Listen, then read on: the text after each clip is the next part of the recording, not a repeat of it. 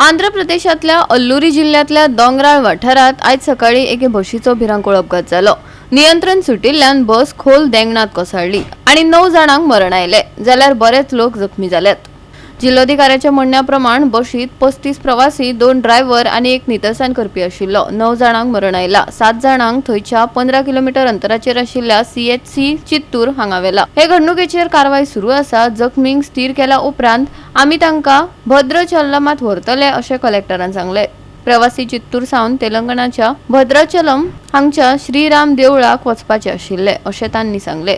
प्रधानमंत्री नरेंद्र मोदी हांणी हे घडणुकेचेर दुख्ख उक्तायले आणि प्रधानमंत्री राष्ट्रीय मजत निधींतल्यान बळी पडपी कुटुंबाक 2 लाख रुपया लुकसाण भरपाई दिवपाची घोषणा केली। तशेंच जखमींक 50,000 रुपया भरपाई दितले। आंध्र प्रदेशाचे मुख्यमंत्री चंद्रबाबू नायडू हांणी हे घडणुकेचेर दुख्ख उक्तायले आणि जखमींक मेळपी मजतीविशीं अधिकाऱ्यांकडेन उलयले। बळी पडपी लोकांक बरी वैजकी सेवा मेळची हाची सुचोवणी दिल्या।